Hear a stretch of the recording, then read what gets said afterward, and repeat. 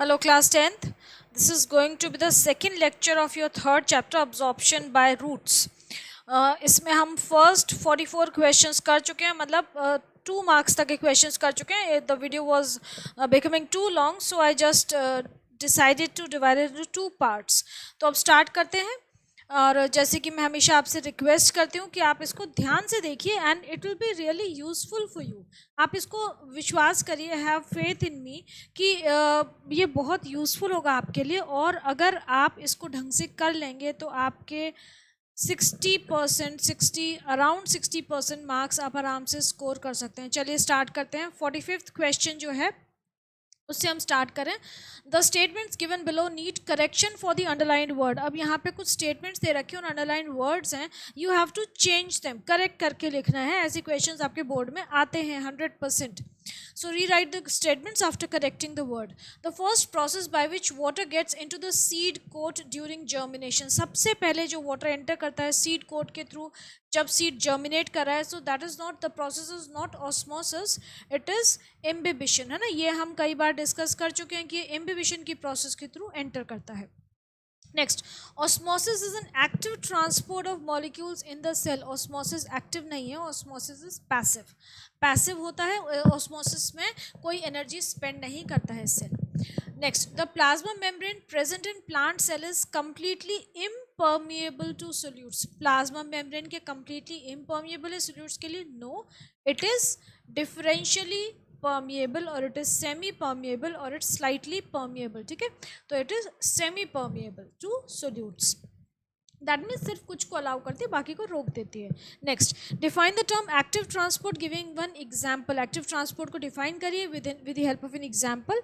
Actually active transport क्या है? It is the movement of ions और molecules from lower concentration to higher concentration against the concentration gradient using energy in the form of ATP. जो cell का energy molecule है, adenosine triphosphate, उसको use करके जो cell है वो mineral ions को अपटेक करता है. देखो यहाँ पे जो सबसे इम्पॉर्टेंट पॉइंट है वो क्या है?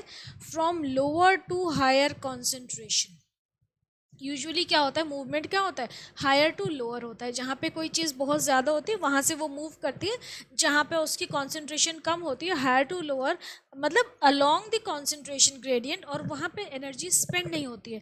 लेकिन इस कंडीशन में एक्टिव ट्रांसपोर्ट की बात हो रही है, तो यहाँ पे लोअर टू हायर जा रहे हैं आयंस, और वहाँ पे एनर्जी स्पेंड करनी पड़ती है सेल को. जैसे कि मैंने आपको बताया था कि suppose this is a hill and a person is, कोई पर्सन है वो यहाँ से ऊपर जा रहा है अगर, तो obviously he has to spend energy. और अगर वही पर्सन नीचे आ रहा है तो नीचे आने के लिए उसको एनर्जी स्पेंड करने की, मतलब एनर्जी वॉकिंग में तो स्पेंड करनी पड़ेगी लेकिन कम एनर्जी लगेगी, लेकिन ऊपर जाने में काफ़ी एफर्ट लगेगा. तो similarly against the concentration gradient and along the, this is, ये वाली जो प्रोसेस है इसको हम कहते हैं अगेंस्ट द कॉन्सेंट्रेशन ग्रेडियंट, और जो नीचे आ रहे हैं तो इसको हम बोलते हैं अलोंग द कॉन्सेंट्रेशन ग्रेडियंट. ठीक है, तो ये एक्टिव ट्रांसपोर्ट होता है. एग्जाम्पल हो गया uptake of mineral ions into the root cells. What role does root pressure play in water movement in plants. Root pressure की वजह से वाटर मूवमेंट या वाटर अब्जॉर्प्शन क्या होता है, कैसे होता है कि नहीं होता है, कितना होता है, क्या परसेंटेज है, वो सब आपको बताना है. तो रूट प्रेशर जो है it is responsible for pushing the water up to the stem xylem to a certain height only. मतलब रूट प्रेशर इतना नहीं होता है कि वो वाटर को बहुत ऊपर to the tip of the tallest trees तक पहुंचा दे. छोटे छोटे जो प्लांट्स होते हैं उनमें रूट प्रेशर इफेक्टिव होता है क्योंकि वो थोड़ी सी हाइट तक पहुंचाता है पानी को.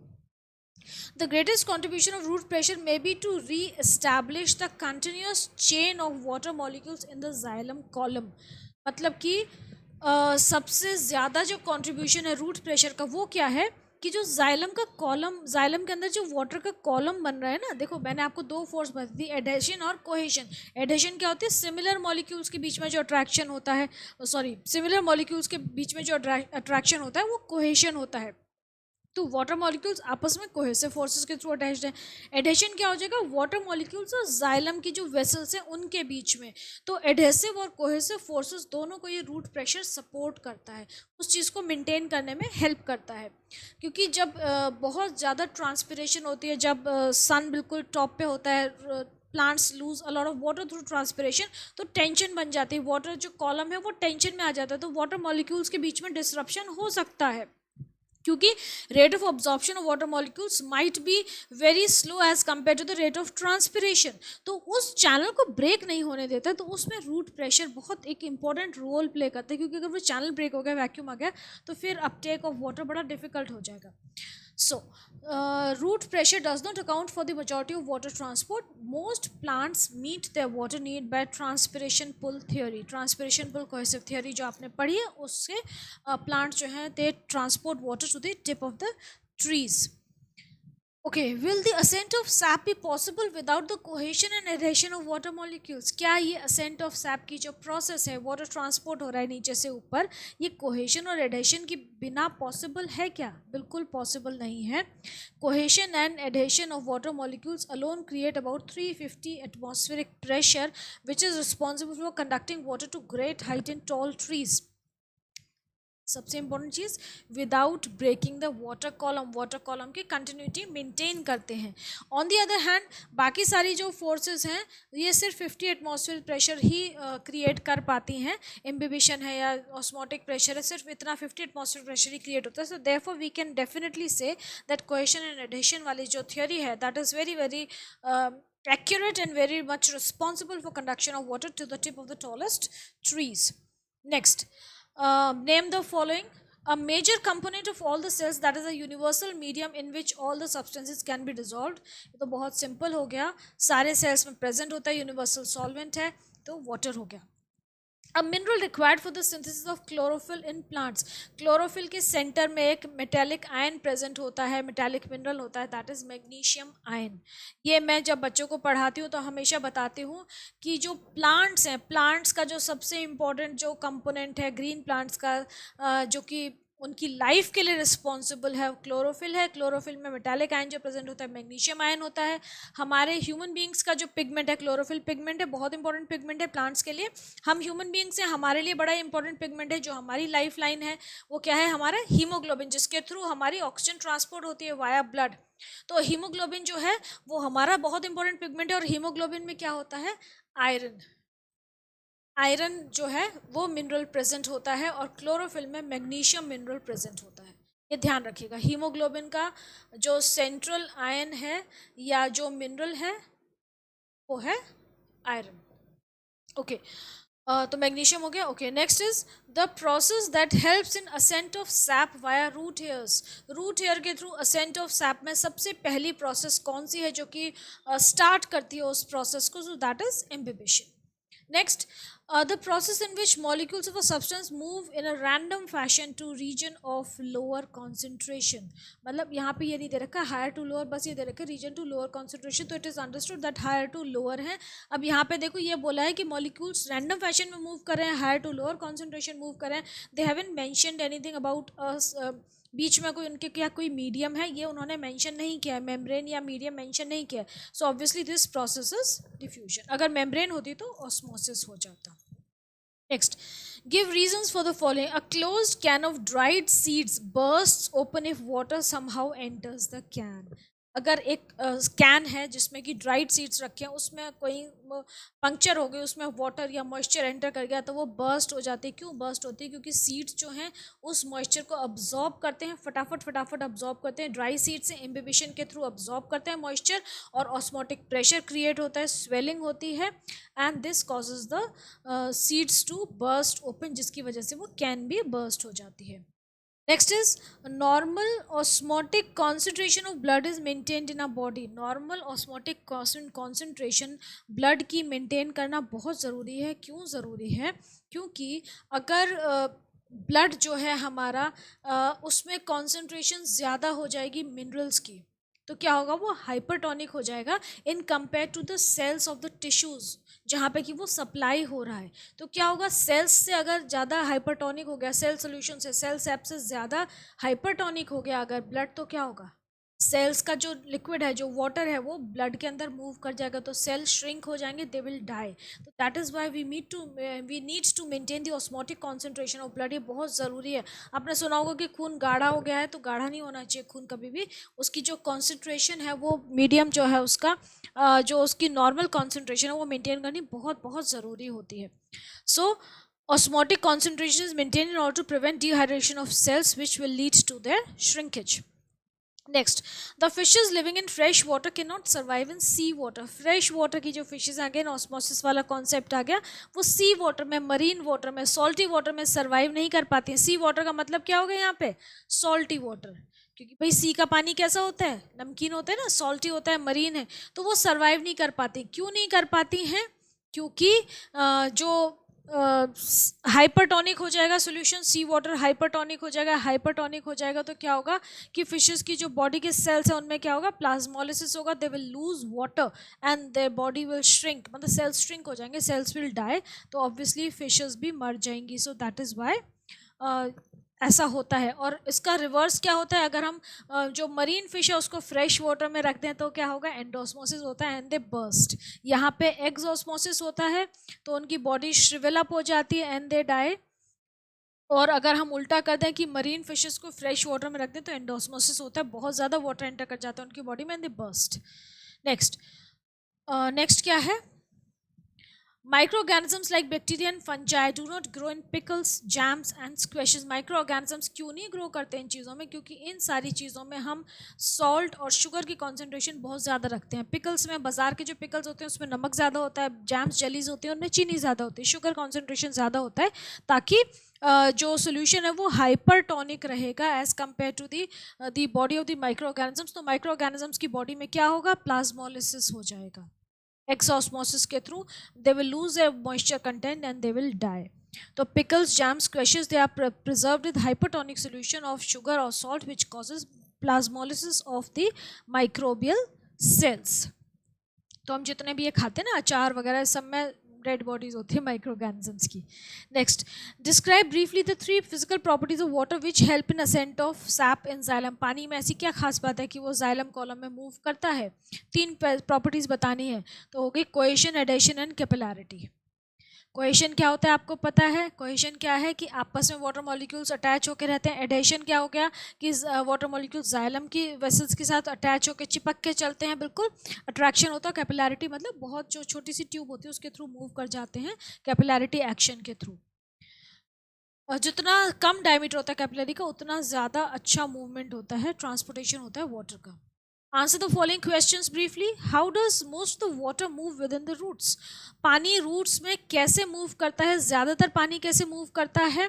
ट्रांसपिरेशन पुल कोहेसिव थ्योरी के उस प्रॉपर्टी की वजह से मूव करता है। ठीक है, ज़मीन से अब्जॉर्ब कर रहा है वो अलग प्रोसेस है, और वो जो रूट से जाइलम, रूट जाइलम से स्टेम जाइलम, और स्टेम जाइलम से लीफ जाइलम, वो जो मूवमेंट है वो ट्रांसपिरेशन पुल कोहेसिव थ्योरी है। ठीक है, adhesion, cohesion, transpiration pull. Next question क्या है? Next question is keep some freshly cut flowers in a solution of food colour. Freshly cut flowers को फूड कलर में रख दिया, कुछ देर बाद उसको ऑब्जर्व करो कि वो जो डाई है ना, वो वाटर फ्लावर्स जो है उस डाई को अब्जॉर्ब कर देंगे। When the stem of the flower is held up in light, coloured strands can be seen inside. Flower के जो हमने स्टेम को रखा था, उसकी जो पीटियोल था, जो फूल की जो डंडी होती है, उसमें आप देखो लाइट के अगेंस्ट की कलर्ड स्ट्रैंड्स आपको नजर आएंगी। तो ये क्या है? ये क्या शो करता है कि कौन सा टिश्यू जो है वो वाटर कंडक्ट कर रहा है स्टेम के, फ्लावर के पीटियोल में? So that is xylem. ठीक है, we can say that xylem tissue conduct water in the stem. Next, name any one factor responsible for ascent of sap. कोई भी एक फैक्टर जो असेंट ऑफ सैप के लिए रिस्पॉन्सिबल है। तो आप कैपिलरी एक्शन लिख सकते हैं, ट्रांसपिरेशन पुल लिख सकते हैं, कोहेशन और एडेशन प्रॉपर्टी लिख सकते हैं, कुछ भी लिख सकते हैं। Name the instrument use to measure root pressure. Root pressure को मेजर करने के लिए हम इंस्ट्रूमेंट जो यूज करते हैं that is manometer. Next, given below are certain structures, fill in the blanks with their suitable functions. तो रूट हेयर क्या करते हैं? Root hair absorption of water में हेल्प करते हैं। ठीक है, अब्जॉर्प्शन ऑफ वाटर, या वाटर अब्जॉर्प्शन भी लिख सकते हैं आप। जाइलम क्या करता है? जाइलम वाटर के ट्रांसपोर्ट में हेल्प करता है, तो आप लिख सकते हैं यहाँ पे transportation of water and minerals, right. और यहाँ पे transportation of water and minerals की जगह आप असेंट ऑफ सैप भी लिख सकते हैं, that is also correct. Active absorption क्या है? It is responsible for movement of minerals against the concentration gradient, तो ये हो गया movement of minerals against the concentration gradient. Phloem क्या करता है? Phloem is responsible for transportation of food, मतलब ट्रांसलोकेशन ऑफ फूड। नेक्स्ट क्या है?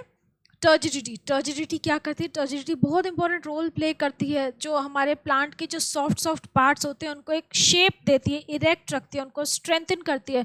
एंड अगेन जब प्लांट टर्जिड होता है तो उसमें मूवमेंट बहुत आसानी से होता है, वाटर का भी और फूड का भी। तो it facilitates the translocation and the ascent of sap in both the processes. Name the following. The outward movement of water molecules causing the cell to become flaccid. Cell के बाहर जो पानी निकलता है आउटवर्ड मूवमेंट है, जिसकी वजह से सेल फ्लैसिड हो जाता है। सो दैट उस मूवमेंट का नाम पूछा है, आपको ये नहीं पूछी कि वो कंडीशन क्या है। बच्चे कई बार इसमें कंडीशन लिख देते हैं तो वो प्लाज्मोलिसिस हो जाएगी कंडीशन, लेकिन outward movement of water molecules क्या है? It is exosmosis. A solution which causes water to move into cell and swelling up. अब ऐसा कौन सा सोल्यूशन है जिसकी वजह से वाटर जो है वो सेल के अंदर एंटर करता है और सेल स्वेल अप हो जाता है? कौन सा सोल्यूशन होता है? 3 तरह के सोल्यूशन पढ़े हैं आपने टोनिसिटी के बेसिस पे, हाइपरटोनिक, आइसोटोनिक एंड हाइपोटोनिक। तो हाइपोटोनिक जो है वो उसकी वजह से क्या होगा? वाटर अंदर मूव करेगा, hypotonic solution. Next is back pressure exerted by the cell wall against the protoplasm. Cell wall जो प्रोटोप्लाज्म को पुश करती है, प्रोटोप्लाज्म जो सेल को पुश करता है वो टर्गर प्रेशर हो गया। सेल वॉल जो प्रोटोप्लाज्म को वापस पुश करती है वो हो गया आपका wall pressure. Next, the force that forms continuous water column in the xylem. कौन सी फोर्स है? कोहेशन, एडहेशन, दोनों ही आप लिखेंगे, कोहेसिव फोर्स और adhesive force. The process which causes raisins to swell when kept in water. Raisins swell up हो जाते हैं कौन सी प्रोसेस के थ्रू? Imbibition, endosmosis. पानी अंदर आता है तो एंडोस्मोसिस होता है, ठीक है। Next, differentiate between the following, osmotic pressure and turgor pressure. तो ऑस्मोटिक प्रेशर क्या होता है? Osmotic pressure develops due to osmotic entry of water into the cell. Turgor pressure जो होता है it is the pressure of the cell contents on the cell wall. And osmotic pressure से absorption होता है water का, और turgor pressure से plant जो है वो अपनी शेप मेंटेन करता है, सेल्स इरेक्ट रहते हैं। Next is endosmosis, exosmosis. Endosmosis है, it means entry of water into the cell. It occurs when the cell is placed in which kind of solution? Hypotonic solution. Exosmosis just opposite हो गया, water moves out of the cell. It occurs when the cell is placed in hypertonic solution. आप इसमें एक point और लिख सकते हैं कि endosmosis leads to turgid condition, है ना, turgidity. And exosmosis leads to flaccidity, या आप ये भी लिख सकते हैं कि it makes the cell plasmolysed. Next, flaccid और टर्जिड कंडीशन में डिफरेंस पूछे तो फ्लैसिड और टर्जिड कंडीशन में क्या डिफरेंस हो जाएंगे? Condition when cell is placed in hypertonic solution तो एक्सोस्मोसिस होता है, तब फ्लैसिड कंडीशन होती है। और अगर टर्जिड कंडीशन मतलब जब हम वाटर को आपके एंडोस्मोसिस हो रहा है, वाटर को नहीं सॉरी सेल को हमने हाइपोटोनिक सोल्यूशन में रखा है, उसमें वाटर एंटर कर रहा है तो हाइपोटोनिक सोल्यूशन हो गया, एंडोस्मोसिस हो रहा है तो वो सेल जो है वो टर्जिड हो जाता है। Next, osmosis and plasmolysis. Osmosis the movement of water molecules, definition लिख दीजिए, from a region of its higher concentration to a region of its lower concentration through a semi permeable membrane. आप ये भी लिख सकते हैं when the two are separated by a semi permeable membrane. Plasmolysis the shrinkage of protoplasm when the cell is placed in a hypertonic solution, plasmolysed हो जाता है वो। Next, difference between hypertonic and hypotonic solution. Hyper और hypo में difference पूछा अब आपसे, तो हाइपर मतलब जिसकी कॉन्सेंट्रेशन सेल सैप से ज़्यादा होगी वो हाइपरटोनिक होगा, ऑस्मोटिक प्रेशर ज़्यादा होगा, और इस कंडीशन में प्लाज्मोलिसिस होता है, सेल बिकम्स फ्लैसिड और प्लाज्मोलाइज्ड। हाइपोटोनिक में क्या होगा? जिसकी कॉन्सेंट्रेशन सेल सैप से कम होगी, ऑस्मोटिक प्रेशर कम होगा यहाँ पे, और यहाँ पे एंडोस्मोसिस होगा, सेल विल बिकम टर्जिड। यहाँ पे होगा एक्स ऑस्मोसिस होगा, जिसकी वजह से सेल प्लाज्मोलाइज्ड हो जाएगा। यहाँ पे एंड ऑस्मोसिस होगा, जिसकी वजह से सेल टर्जिड हो जाएगा। Next, the following paragraph is related to absorption of water from the soil. Copy and complete the following paragraph by selecting the correct word from the given in the box. You may use the term only once. या कुछ terms दे रखे हैं आपको, exosmosis, hypotonic, osmosis, isotonic, hypotonic, cortical, endosmosis. इनको आपको put करना है। आप जब put करें ना paragraph में, तो सबसे पहले जो सबसे sure हो ना, आप पहले पूरे paragraph को पढ़िए, because such kinds of paragraph are definitely confusing. फिर आप पेंसिल से सबसे पहले put करके देखिए कौन सी term कहाँ use हो रही है। You can use the term only once, तो ये आसान हो जाता है थोड़ा सा। चलिए देखते हैं। Water enters the root hair from the soil by the process of, अब हमें पता है कि रूट हेयर से जो वाटर एंटर करता है वो किससे एंटर करता है, bye the process of imbibition. Imbibition के थ्रू अब्जॉर्ब होता है और एंडोस्मोसिस के थ्रू एंटर करता है। तो आप यहाँ पे ये लिख दीजिए एंडोस्मोसिस, यहाँ जगह नहीं है, नहीं तो मैं लिख देती। This is because the solution in the soil is dash. अब एंडोस्मोसिस क्यों होगा, कहाँ से कहाँ एंटर करेगा वाटर, बाहर ज़्यादा कॉन्सेंट्रेटेड होगा, मतलब हाइपोटोनिक होगा जो सॉइल सोल्यूशन है, तब वो सेल सेप में एंटर करेगा, या बाहर वाला सोल्यूशन जो सॉइल सोल्यूशन है वो हाइपरटोनिक होगा, तब वो सेल सेप में एंटर करेगा। यहाँ पे ये सोचना है आपको। तो सोल्यूशन जो सॉइल सोल्यूशन है वो कैसा होगा, हाइपोटोनिक होगा, है ना, हाइपो होगा तभी तो वो बाहर से अंदर एंटर करेगा। और सेल सेप जो होगा वो कैसा होगा, वो होगा hypertonic as compare to the soil solution, इसीलिए उसके अंदर पानी आएगा। The water then passes through the dash cells by cell to cell. अब ये कौन से वाले सेल्स को पास करता है, जो कॉर्टेक्स के सेल्स हैं, तो कॉर्टिकल सेल्स लिख सकते हैं आप यहाँ पे, the cells of the cortex लिख सकते हैं, कुछ भी लिख सकते हैं, cell to cell and by cell to cell. अब ये सेल टू सेल कौन सी प्रोसेस से ट्रांसफर हो रहा है कॉर्टेक्स की, एक सेल से दूसरे सेल में किस प्रोसेस से ट्रांसफर हो रहा है वाटर। अभी क्या है, रूट हेयर ऐसे फ्लैट हैं, अभी हम ऊपर नहीं चढ़ा रहे पानी को, अभी ये तो अंदर ऐसे हॉरिजॉन्टली सारे रूट से कलेक्ट होकर सेंट्रल रूट में जा रहा है ना, सेंट्रल जो जाइलम कॉलम है उसमें जाएगा। तो ये क्या हो गया, कॉर्टिकल सेल्स हैं, by the process by cell to cell osmosis and reaches the xylem of the root. ऐसे फ्लैटली ट्रैवल करके सेंट्रल जो जाइलम है उसमें पहुंचेगा, उसके बाद फिर आगे ऊपर जाना शुरू होगा। नेक्स्ट, डायग्राम बेस्ड क्वेश्चंस आ गए हमारे। ये डायग्राम तो बहुत बार आता है एग्जाम में, बड़ा फेमस डायग्राम है, बुक में भी दे रखा होगा, सबकी बुक्स में होगा ये डायग्राम, आप कोई भी बुक रेफर कर रहे हो तो ये डायग्राम क्या है, रूट हेयर का डायग्राम है। आप जैसे डायग्राम जब भी मिले आप सबसे पहले फटाफट लेबलिंग कर लीजिए। ए क्या है, ए आपका हो गया रूट हेयर, है ना, ए हो गया आपका रूट हेयर कर सकते हैं, या आप इसको क्या कर सकते हैं, सेल वॉल भी कर सकते हैं, cell wall of root hair, ठीक है। बी क्या हो गया, बी आपका सेल मेम्ब्रेन है,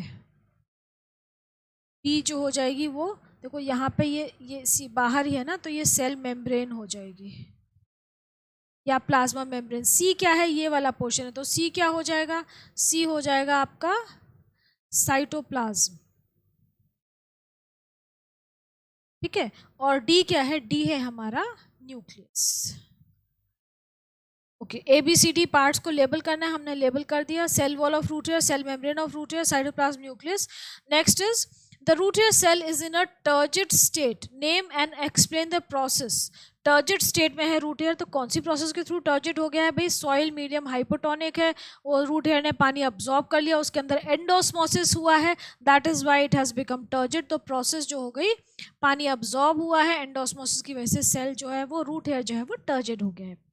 mention one difference between the parts labelled A and B. A and B parts क्या हैं आपके, सेल वॉल और सेल मेम्ब्रेन, दोनों में एक डिफरेंस बता दीजिए।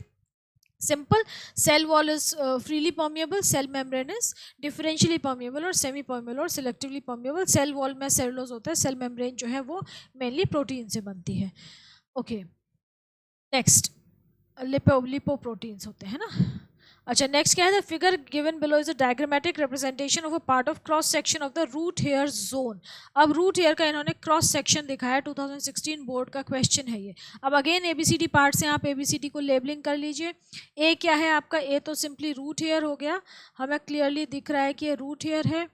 बी क्या है, बी जो रूट हेयर के सराउंडिंग के जो टिश्यू है, जो टिश्यू तो नहीं कहूँगी, जो भी सब्सटेंस है वो है, तो ये हो जाएंगे आपके सॉइल पार्टिकल्स, लिख दीजिए, सॉइल मीडियम लिख दीजिए, कुछ भी हो जाएंगे, है ना, या वाटर मॉलिक्यूल्स भी हो सकते हैं, सॉइल पार्टिकल्स हो सकते हैं, या आप इनको वाटर मॉलिक्यूल्स भी हो सकते हैं, कुछ भी हो सकता है, सॉइल सोल्यूशन भी हम लिख सकते हैं इसमें, इस सब की जगह हम इसमें सॉइल सोल्यूशन भी लिख सकते हैं, ठीक है। नेक्स्ट नेक्स्ट क्या है आपका, सी, सी जो है लास्ट में सबसे ज़्यादा, ये जो लास्ट में वर्टिकल दिख रहा है ये जाइलम वेसल है, तो ये जाइलम का कॉलम हो गया, आप सिर्फ जाइलम लिख दीजिए। और डी क्या है, ये कॉर्टेक्स है, कॉर्टिकल सेल्स हैं, तो आप यहाँ पे कॉर्टेक्स लिख देंगे। अब देखें, नेम द पार्ट्स, हमने ए बी सी डी को लेबल कर दिया। Which is the process that enables the passage of water from the soil into the root hair. अब देखो सॉइल से रूट हेयर में एंटर कर रहा है, ये जो सॉइल पार्टिकल्स हैं, ये जो सॉइल पार्टिकल्स हैं, यहाँ से रूट हेयर में पानी एंटर कर रहा है, तो कौन सी प्रोसेस के थ्रू एंटर करता है, एंडोस्मोसिस, ठीक है। तो आपकी प्रोसेस होगी एंडोस्मोसिस। यहाँ पे कई बार इम्बिबिशन और अब्जॉर्प्शन भी लिख देते हैं बच्चे, लेकिन इम्बिबिशन से स्टार्ट होती है प्रोसेस, अब्जॉर्प्शन जो है वो एंडोस्मोसिस की प्रोसेस, डिफ्यूजन गैसेस का होता है और वाटर की एंट्री एंडोस्मोसिस से होती है, ये ध्यान रखना। इसमें बच्चे कंफ्यूज हो जाते हैं कि डिफ्यूजन और ऑस्मोसिस में कौन सी प्रोसेस लिखनी है। Next, name the pressure that is responsible for the movement of water in the direction indicated by the arrows. कौन सी प्रोसेस की वजह से कौन सा प्रेशर है जहाँ पे कि ये सारा वाटर जो है वो एरो वाली डायरेक्शन में, ये एरो दिख रहा है ना आपको, ये जा रहा है, तो ये हमारी जो प्रेशर हो गया, प्रोसेस हो गई ऑस्मोसिस, प्रेशर हो गया ऑस्मोटिक प्रेशर, ठीक है। और ऑस्मोटिक प्रेशर को बता दी वाटर पोटेंशियल है, जिसके थ्रू वाटर मूव करता है from a region of its higher concentration to a region of its lower concentration. Next next क्या है, due to an excess of this pressure, osmotic pressure अगर बहुत ज़्यादा हो जाएगा तो क्या होगा, sometimes drops of water are found along the leaf margins of some plants especially in the morning, early morning.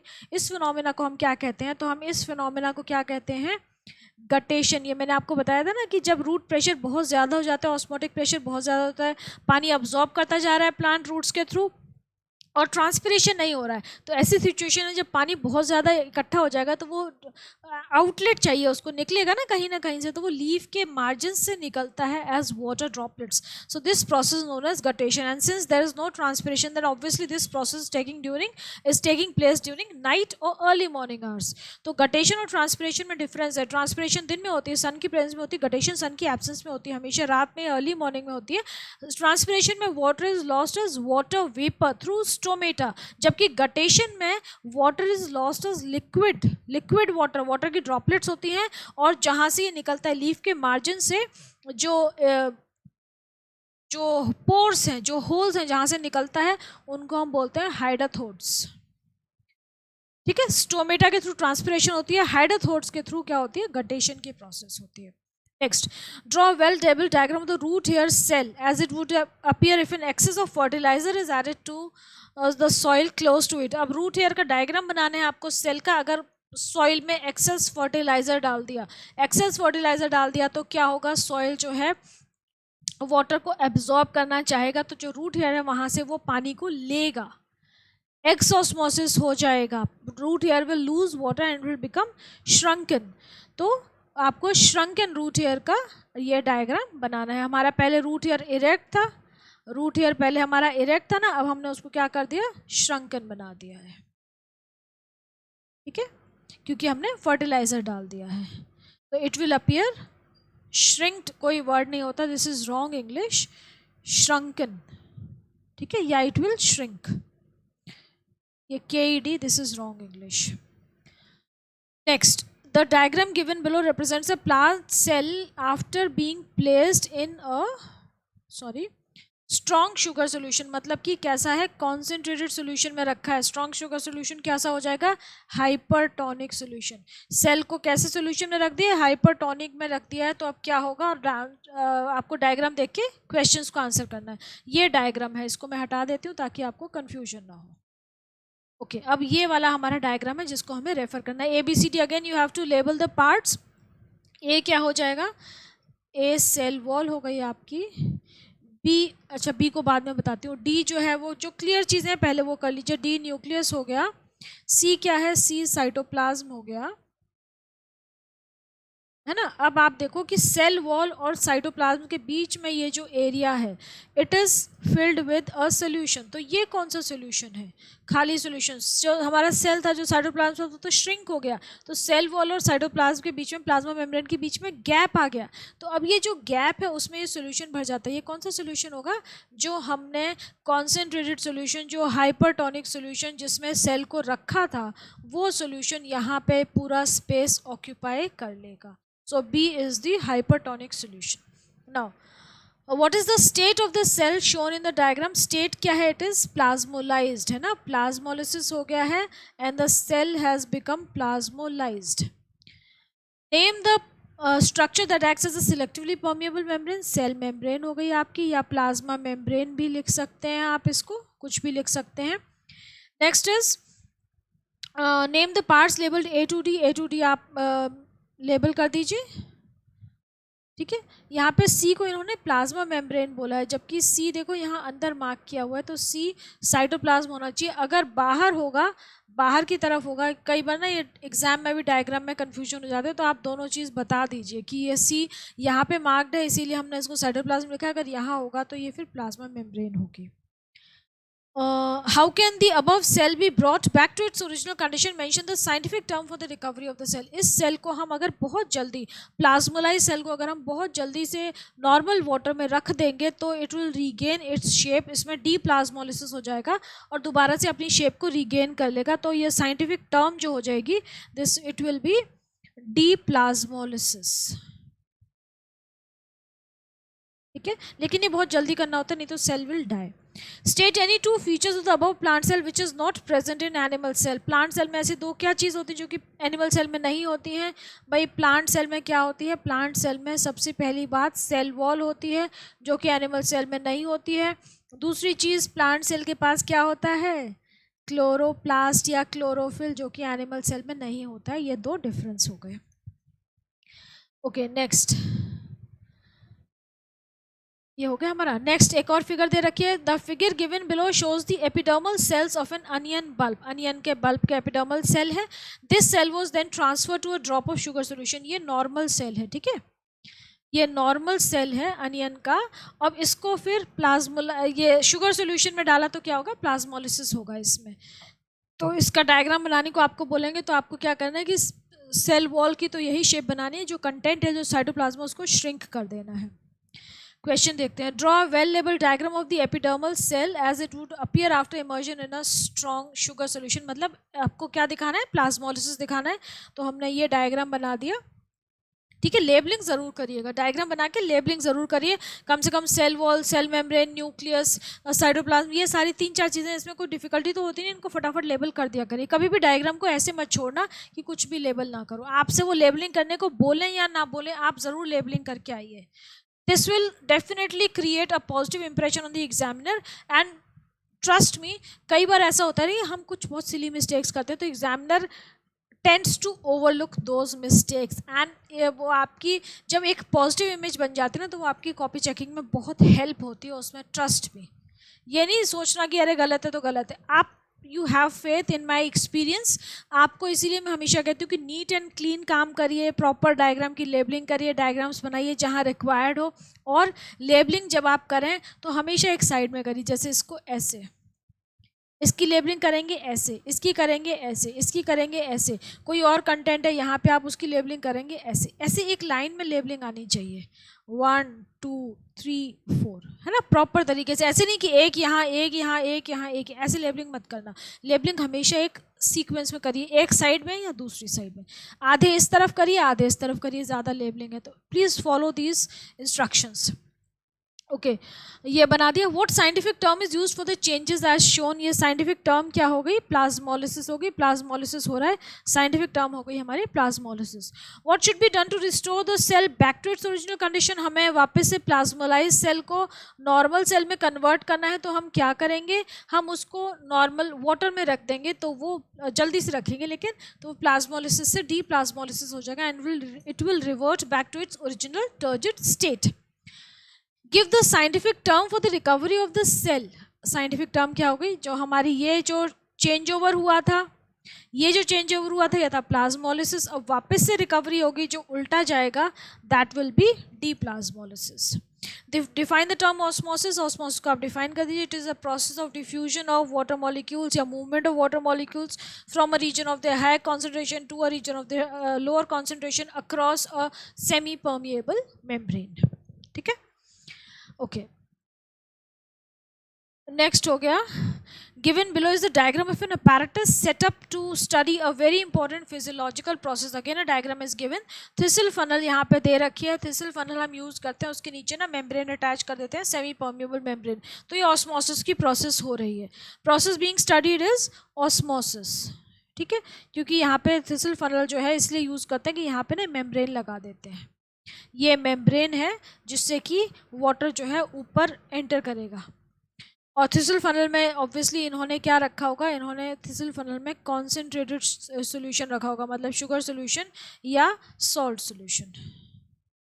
और ये नॉर्मल वाटर है, तो वाटर कहाँ से, बीकर से थिसल फनल में एंटर कर जाएगा. तो होगा क्या कि यहाँ पे जो वाटर का लेवल है ना वो राइज कर जाएगा due to osmosis. Explain the process osmosis की आप डेफिनेशन बता दीजिए. What changes would you observe in the thistle funnel containing sugar solution after about 10 minutes? thistle funnel में sugar solution है, 10 मिनट के बाद क्या होगा, thistle funnel में water का level बढ़ जाएगा, क्योंकि जो water molecules they will move from the beaker into the thistle funnel, that is from a region of the high concentration to a region of the lower concentration. Normal solution से hypertonic solution में move करेंगे. Sugar solution hypertonic है या hypotonic है? Obviously it is hypertonic. Name the part of the plant cell which is represented by the sugar solution. अब जो sugar solution है ये हमारे प्लांट सेल के किस पार्ट को रिप्रेजेंट कर रहा है, मतलब कौन सा पार्ट है जो कि कॉन्सेंट्रेटेड होता है, इसीलिए वाटर मूव करता है सॉइल से रूट हेयर के अंदर. तो वो कौन सा पार्ट हो जाएगा हमारा, साइटोप्लाज्म. साइटोप्लाज्म जो है वहाँ पे कॉन्सेंट्रेटेड सेल लिक्विड होता है, सेल सॉल्यूशन होता है साइटोप्लाज्म के अंदर, जिसकी वजह से पानी बाहर से अंदर की तरफ एंटर करता है. Cell sap. ठीक है, यहाँ पे आपको दे रखा है cell sap of the root hair या cytoplasm. Next, a candidate in order to study the process of osmosis has taken 3 potato cubes and put them in 3 different beakers containing 3 different solutions. 3 आलू लिए, उनको 3 अलग अलग beaker में रखा है और 3 अलग अलग सॉल्यूशंस हैं उन तीनों बीकर्स में. आफ्टर 24 आवर्स पहले बीकर में क्या हुआ, potato cube increased in size. पहले बीकर में 24 घंटे तक रखा है तो पहले बीकर में पोटैटो क्यूब इंक्रीज हो गया साइज में. इसका मतलब क्या हुआ, यहाँ पे एंडोस्मोसिस हुआ है. एंडोस्मोसिस का मतलब क्या था वो सोल्यूशन कैसा था, वो सोल्यूशन था हाइपोटोनिक. ठीक है, नेक्स्ट, ये सारी रीजनिंग आप क्वेश्चन पढ़ते पढ़ते ही कर सकते हैं. सेकंड वाले में potato cube decrease in size, second वाले में कम हो गया, श्रिंक हो गया, डिक्रीज हो गया. इसका मतलब सेकंड वाले में सोल्यूशन कैसा था, हाइपरटोनिक, इसलिए जो सेल सैप था वो बाहर निकल गया. थर्ड वाले में नो चेंज, कोई चेंज नहीं था, इसका मतलब थर्ड वाला जो था आइसोटोनिक सोल्यूशन था. अब आप डायग्राम्स देखिए, रिजल्ट है ये. पहले वाले में इंक्रीज हो गया तो इंक्रीज हुआ तो सोल्यूशन कैसा हो गया हमारा, हाइपोटोनिक सोल्यूशन. सेकेंड वाले में डिक्रीज हुआ तो सोल्यूशन हो गया हमारा हाइपरटोनिक. थर्ड वाले में कैसा रहा, सेम रहा, है ना, सेम, तो आइसोटोनिक हो गया. Simple. Technical terms of the solutions हमने टेक्निकल टर्म्स पहले ही बता दिए, hypo, hyper and iso. Beaker C size of potato cube remains the same, explain the reason. C में सेम क्यों रहा, क्योंकि आइसोटोनिक सॉल्यूशन था तो उसमें इनटेक और आउटफ्लो और इनफ्लो नहीं हुआ पानी का, क्योंकि दोनों की कॉन्सेंट्रेशन सेम थी. सेल सैप की और जो बाहर जो वाटर था बीकर में जो लिक्विड था उनकी कॉन्सेंट्रेशन सेम थी, इसीलिए कोई चेंज नहीं हुआ. Write the specific feature of the cell sap of root hair which helps in absorption of water. Cell sap का क्या specific feature है जिससे कि सेल जो रूट है वो वाटर को absorb करता है. Cell sap कैसा होता है, hypertonic होता है या hypotonic होता है as compared to the outside solution? It is cell sap is hypertonic. Hypertonic होता है as compared to the soil solution, that is why it absorbs water. What is osmosis? Osmosis की definition बता दीजिए. How do a cell wall and a cell membrane differ in their permeability? Cell wall is freely permeable and cell membrane is differentially permeable या semi permeable. तो इनकी permeability का difference हो गया. ठीक है, next. The next question, question number 63, also relates to osmosis. It is also pertaining to the process of osmosis. Observe the figure given below and answer the following questions. आपको figure क्या दे रखी है, एक beaker दे रखा है जिसमें A और B दो पार्ट्स आपको सेपरेट नजर आ रहे हैं और उनके बीच में एक, as you can see, there is a division. So obviously this is a semi permeable और डिफरेंशियली परमिएबल मेम्ब्रेन. जो बड़े वाले हैं पार्टिकल्स वो सोल्यूट के हैं, छोटे वाले सॉल्वेंट के पार्टिकल्स हैं. तो मेम्ब्रेन जो है उसका पोर साइज ऐसा है, that is it is allowing the solvent particles to move through but it is not allowing the solute particles to come across the membrane. So it is obviously a differentially permeable membrane. Osmosis की process हो रही है यहाँ पे. चलिए अब questions देखते हैं. What are your observations regarding the pore size of the semi-permeable membrane after observing the distribution of solute and solvent across the membrane? Pore size कैसा है? Pore size ऐसा है कि it is allowing the solvent molecules to pass through, but it is not allowing the solute particles to go through. ठीक है? So that is our pore size. What will be the direction of solvent movement? Give reason. Solvent molecules कहाँ से कहाँ move करेंगे? From a region of their higher concentration to a region of their lower concentration. मतलब A to B. Normally A to B move करेंगे, लेकिन अब देखो यहाँ पे एक और चीज़ है कि ये जो आपका बीकर है ये फ्लैट रखा है, ज़मीन पे रखा हुआ है, तो यहाँ पे ग्रेविटी भी एप्लीकेबल है. हम ऐसा नहीं कह सकते कि सपोज़ ये हमारी सेमी परमिएबल मेम्ब्रेन है तो यहाँ पे पानी का लेवल कम हो जाएगा और यहाँ पे ज़्यादा हो जाएगा क्योंकि यहाँ पे सॉल्वेंट पार्टिकल ज़्यादा मूव कर जाएंगे. ऐसा नहीं हो सकता. तो दोनों तरफ ही मूव करेंगे सॉल्वेंट पार्टिकल्स.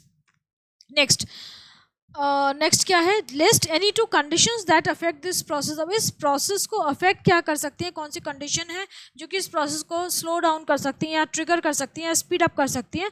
तो वो क्या है? Temperature and tonicity of the solution. Temperature increase कर देंगे तो मूवमेंट ऑफ पार्टिकल्स बढ़ जाएगा, इंक्रीज हो जाएगा, काइनेटिक एनर्जी बढ़ जाएगी मॉलिक्यूल्स की.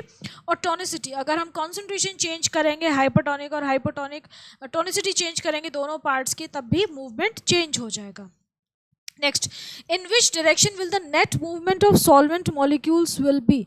कौन सी जगह पे होना चाहिए net movement higher to lower concentration, that is A to B. लेकिन जैसे कि मैंने आपको बोला कि फ्लैट सरफेस पे रखा है सोल्यूशन, तो ऐसा नहीं होगा कि B वाला कंटेंट बहुत ज़्यादा बढ़ जाएगा. एक ही बीकर है और उनके बीच में सिर्फ मेम्ब्रेन प्रेजेंट है तो लेवल ऑलमोस्ट सेम ही रहेगा. Okay, next is observe the figure demonstrating root pressure. अब आपको एक और फिगर दे रखी है जहाँ पे कि रूट प्रेशर डेमोन्स्ट्रेट किया जा रहा है. डायग्राम देख लीजिए पहले आप. क्या है कि एक प्लांट है जिसका कि कट स्टेम है, स्टेम को काट दिया है, ऊपर से ट्विग्स, ब्रांचेस, लीव्स वगैरह सब रिमूव कर दिया, सिर्फ स्टेम रखा है. ठीक है, काट दिया स्टेम को. अब क्या किया, स्टेम के ऊपर रबर ट्यूबिंग लगा के एक वाटर की, एक ग्लास की ट्यूब अटैच कर दी है. स्टेम को एक ग्लास की ट्यूब से, ग्लास के पाइप से कनेक्ट कर दिया है और उसको चारों ओर से सील कर दिया रबर ट्यूबिंग से. मतलब कि वाटर की लीकेज ना हो, वाटर जो है वो स्टेम जाइलम से सीधा वाटर ट्यूब में जाए. हमारा मेन काम ये है. और हमने क्या किया कि उसमें थोड़ा सा पानी डाल दिया ग्लास की ट्यूब में और पानी के ऊपर हमने ऑयल की एक लेयर डाल दिया, फ्यू ड्रॉप्स ऑफ ऑयल डाल दिया, 1 स्पून ऑयल डाल दिया कि ऑयल की एक लेयर बन जाएगी. जिससे क्या होगा कि जो ग्लास में जो पानी है it will not evaporate. We have put that oil layer there just to prevent the evaporation of water that is present in the glass. ताकि हमें, मतलब मेन एम ये है कि एक्सटर्नल फोर्सेस जो है वो हमारे एक्सपेरिमेंट को डिस्टर्ब नहीं कर रही हैं. वाटर लेवल में जो चेंज आ रहा है वो प्लांट की वजह से ही आ रहा है. प्लांट में जो स्टेम अटैच्ड है प्लांट का, जो उस ग्लास ट्यूब से, उसी की वजह से वाटर लेवल चेंज होगा अगर होगा तो. Now what is root pressure? Root pressure की आपसे डेफिनेशन पूछी है तो रूट प्रेशर क्या हो जाएगा कि it is the pressure exerted by the roots, जिसकी वजह से ऑस्मोटिक प्रेशर क्रिएट होता है और पानी जो है सराउंडिंग सॉइल से रूट हेयर के अंदर एंटर करता है. सो रूट प्रेशर हो गया जिसके थ्रू पानी जो है एंटर कर रहा है रूट हेयर के अंदर और उसको पुश कर रहा है वो आगे जाइलम कॉलम में. List your observation regarding the water level after some time. थोड़ी देर बाद आप वाटर लेवल में क्या चेंज देखेंगे कि वाटर लेवल जो है it will rise up the glass tube. जो ग्लास की ट्यूब है उसमें वाटर लेवल बढ़ जाएगा. क्यों? क्योंकि रूट प्रेशर की वजह से पानी जो है वो ऊपर जाएगा. जाइलम कॉलम के थ्रू, ठीक है, यहाँ पे ऊपर जाएगा। Okay, next is oil layer has been added over the water. Why? Oil layer हमने क्यों डाली है? ताकि इवेपोरेशन ना हो वाटर का सरफेस से, जो ग्लास ट्यूब के अंदर पानी है। Next, how does root pressure help the stem in given setup? Root pressure जो है वो सेटअप में क्या रोल प्ले कर रहा है? हाउ डज गिवन सेटअप मतलब रोल बताना है आपको। रोल क्या है रूट प्रेशर का? तो root pressure is helping the plant to absorb water and move up. Actually absorption के लिए नहीं है रूट प्रेशर। रूट प्रेशर तो अब्जॉर्प्शन तो ऑस्मोसिस से हो रहा है। रूट प्रेशर जो है वो उसको वाटर को पुश कर रहा है ऊपर जाइलम के कॉलम में। हमने अभी पढ़ा था ना कि कुछ हाइट तक रूट प्रेशर जो है वो पुश कर सकता है, उसके बाद वो transpiration pull cohesive theory take up कर लेती है ड्यू टू क्योंकि वो जो रूट प्रेशर है उसका जो मैक्सिमम अमाउंट है दैट इज़ अराउंड 50 एटमॉस्फेयर तक जाता है। उसके ऊपर वाला प्रेशर चाहिए हमें, उससे ज़्यादा प्रेशर चाहिए टॉल ट्रीज तक वाटर कंडक्ट करने के लिए, टॉल ट्रीज की टिप्स तक। तो दैट इज़ वाई तब वो जो प्रेशर हमने पढ़ा है या जो हमें रीज़न पता है वो है आपका ट्रांसपिरेशन पुल कोहेसिव थ्योरी। उसकी वजह से पानी जो है बहुत ऊपर तक ट्रांसपोर्ट होता है। तो रूट प्रेशर का मेन चीज़ है कि थोड़ा सा ये वाटर को अपवर्ड पुश करता है स्टेम में। Next, comment on the experimental setup. Again आपको एक एक्सपेरिमेंटल सेटअप दिया गया है, ऐसे डायग्राम वाले क्वेश्चन आपके बोर्ड में आते ही आते हैं। अब यहाँ पे क्या है देखिए, सन आपको क्लियरली दिख रहा है, सन है, डे टाइम है, तो एयर है, लीफी शूट है, ऑब्वियसली ट्रांसपिरेशन हो रही है, हवा भी चल रही है तो रेट ऑफ ट्रांसपिरेशन और ज़्यादा हो जाएगा। एयर को दिखाने का मतलब यही है, सिग्निफिकेंस क्या है कि ट्रांसपिरेशन काफ़ी अच्छी तरह से हो रही है। देन रबर ट्यूबिंग से अटैच्ड है वो जो प्लांट है, कट जो ट्विग है वो रबर ट्यूबिंग से अटैच्ड है। एयर फ्री वाटर है नीचे, और नीचे है मरकरी, मरकरी में डिप्ड है वो ट्यूब। अब हमारे सेटअप देख लिया, अब हम देखते हैं कि क्या है। What does the setup demonstrate? Setup क्या डेमोन्स्ट्रेट कर रहा है? अब आप ये सोच के देखिए कि क्या डेमोन्स्ट्रेट हो रहा है यहाँ पे। हमें ये तो समझ में आ रहा है कि ट्रांसपिरेशन हो रही है, ट्रांसपिरेशन हो रही है जिसकी वजह से प्लांट जो है वो वाटर को लूज कर रहा है एज वाटर वेपर। अब क्या होगा, ट्रांसपिरेशन पुल कोहेसिव थ्योरी यहाँ पे काम करेगी, तो ट्रांसपिरेशन पुल की वजह से यहाँ पे भी एक पुल क्रिएट होगा, जिसकी वजह से क्या होगा, सॉरी मैंने डाउनवर्ड बना दिया, अपवर्ड है ना, पुल क्रिएट होगा। और ये क्या होगा, मरकरी जो है it will rise up the glass column, ये इस कॉलम में राइज करेगी इस ट्रांसपिरेशन पुल की वजह से, प्रेशर की वजह से वैक्यूम क्रिएट होगा जिसकी वजह से मरकरी ऊपर राइज करेगी। ठीक है, तो ये शो करता है कि ट्रांसपिरेशन हो रही है और ट्रांसपिरेशन पुल थ्योरी एप्लीकेबल है। अब हम क्वेश्चंस देखते हैं कि क्वेश्चन से आगे क्या पूछे हुए हैं आपसे। What does the setup demonstrate? The setup demonstrates transpiration pull. Next, what will happen to the level of water if a blower is placed close to setup? अगर हम सेटअप के पास ब्लोअर रख दें तब क्या होगा? ब्लोअर रखेंगे तो क्या होगा, रेट ऑफ इवेपोरेशन एनहांस हो जाएगा, ट्रांसपिरेशन का रेट बढ़ जाएगा, क्योंकि जो वाटर लूज हो रहा है वो जल्दी जल्दी इवेपोरेट होता जाएगा, तो rate of transpiration will increase. Next, if will the mercury level fluctuate, go up or down if phenyl mercuric acetate is spread on the leaves? अभी कह रहे हैं कि एक केमिकल है फिनाइल मर्क्यूरिक एसिटेट, अगर हम इसको लीव्स पे स्प्रे कर दें तो फिर हमारा जो मरकरी का लेवल है वो क्या फ्लक्चुएट करेगा, ऊपर नीचे होगा। मरकरी का लेवल कब फ्लक्चुएट करेगा, जबकि हमारा ट्रांसपिरेशन का रेट फ्लक्चुएट करेगा।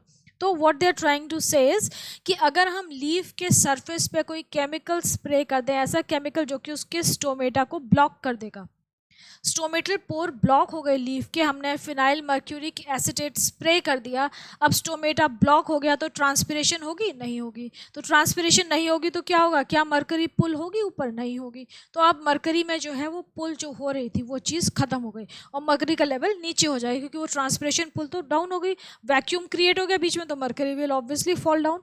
So the mercury level goes down if phenyl mercuric acetate is sprayed on the leaves, is sprayed on the leaves. When mercuric acetate is sprayed on the leaves, the stomata gets blocked and the rate of transpiration decreases. In fact, खत्म ही हो जाएगा जब सारे stomata block हो जाएंगे तो obviously the mercury level will fall down. So this finishes with these questions of your this chapter, third chapter, absorption of water by roots. अब इसके बाद आपका जो है that is transpiration, next chapter लेंगे, तब तक आप इसको पढ़िए, रिवाइज करिए और नेक्स्ट चैप्टर पे हम फिर मिलेंगे। ओके।